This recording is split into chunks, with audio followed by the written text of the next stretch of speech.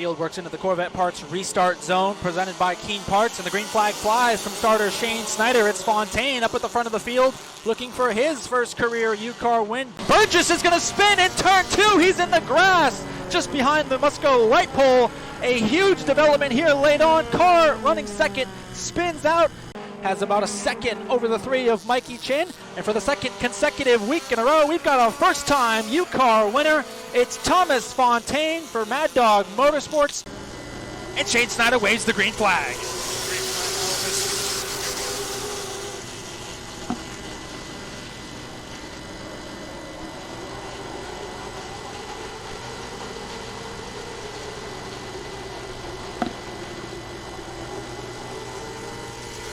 That car, talking about Greg Edwards, really turns the center well. You can see him visibly lower than Woody on corner exit as they try again here off turn number 2.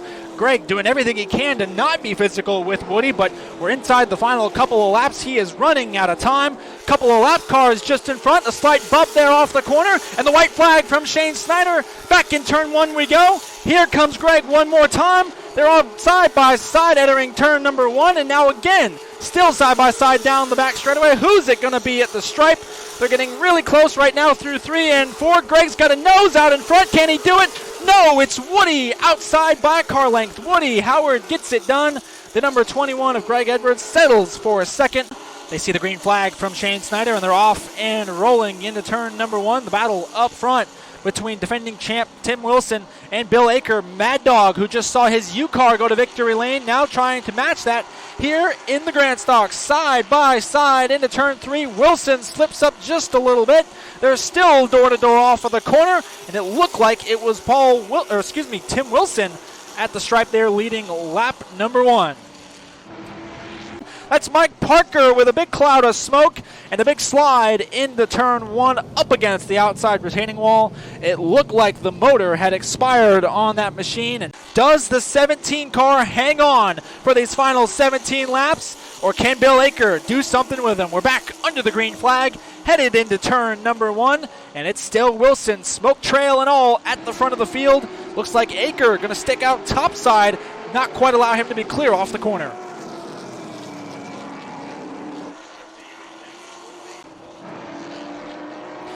Yeah, the spotter on the 17 radio telling him, buddy, enjoy it. They're going at it hard behind you. Just hit your marks. And he's looking in his mirror and seeing that. The 14 and 29 go at it. Wilson just able to roll off in front of them and hit his marks every single lap. The outstretched palm from Shane Snyder means we are 5 laps away from the end of this one. Wilson now starting to open up courtesy of that battle for a second. Lubno and Aker cannot get it sorted out. Finally, Lubno is able to make the pass into turns 3 and 4. Tim Wilson is going to come around and collect the checkered flag. Your defending champ bounces back, gets the victory lane. It's Lubno coming home second, and a drag race for third. Looks like it was the 47 of Lundin, but we'll check that. And Kane on row 2. The green flag flies from Shane Snyder. It's a good jump for Bechtel into turn number 1. Wallace runs in P2, a little bobble there from McAvoy in the 3 truck. Now the 19 of Wallace also bobbles off of the corner. Meanwhile, the battle is on for the 4th spot. Wesley Newell and Paige Kane going at it. Newell going to try to make the pass for a 4th. Can't quite clear the 38 for position. And just behind them, the battle is on as well for position number 5. Shannon Lester holding off Donald Brown for the spot. Looks like that's a 3-truck battle now for 4th. Here comes the number 65 machine under Paige Kane. Slides underneath the 38.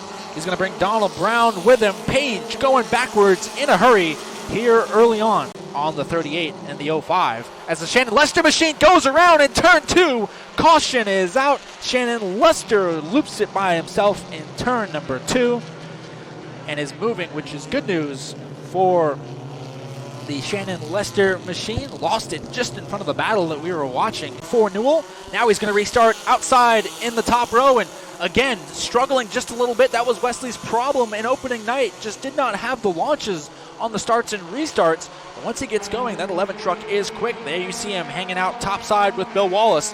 The battle is on for a second. The 19 machine trying to fight and give everything he can to keep the second spot, but it's just not going to be enough.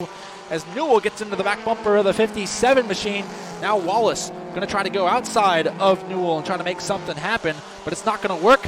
Looks like Bechtel slipped up off the bottom there, exiting turn 4, and Newell gets the door open, moved the 11 truck to the race lead through turns 1 and 2, and with 15 laps to go, Bechtel goes from first to third. Wallace is going to go with him there, entering turn 3.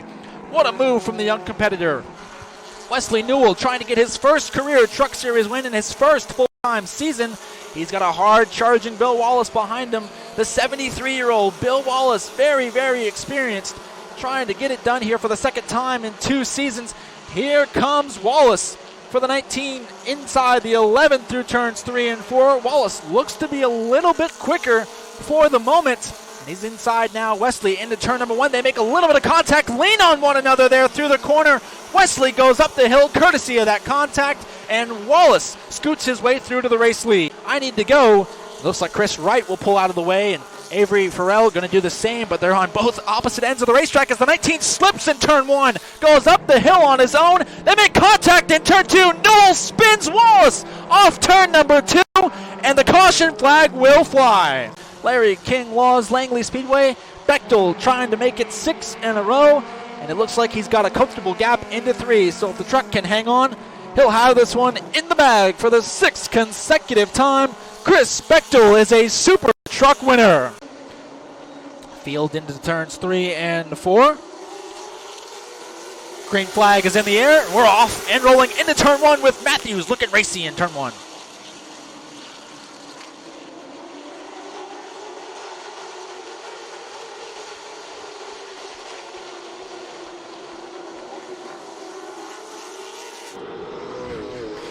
Bruce leads lap number 1, and it's Riley Music in second. The battle is on for third. Ryan Matthews and Mark Wirtz going at it. That's where they started. And there's Woody Howard, race winner from race 1.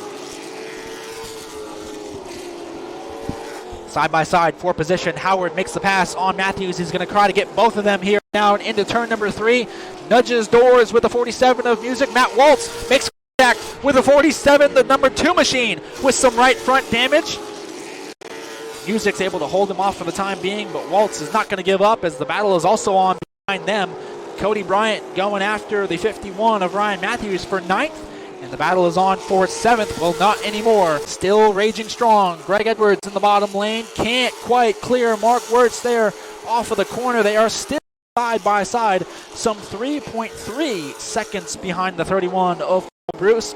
We're working lap number 42 of 50, so we're inside the final 10 circuits as it stands right now.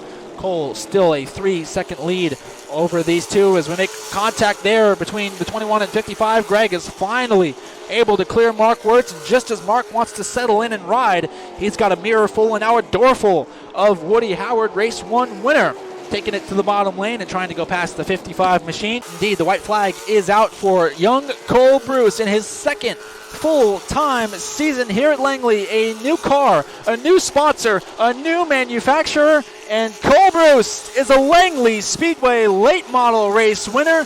The 31 goes to victory lane. Pace truck to the safety of the pit lane, and for the last time tonight, we are under the green flag, and it's Holston getting the jump through the middle, or does he, as he makes contact with Gerties, who gets into Fontaine, who was topside 4 wide into turn 1. Fontaine gets it pointed straight as Gerties slams the outside retaining wall. Big trouble off turn number 2. There you see the 9 of Chris Goodell, our pole sitter, with heavy right front damage. Good to see him out of the car and walking around there as he surveys the damage, and now is headed somewhere in a hurry.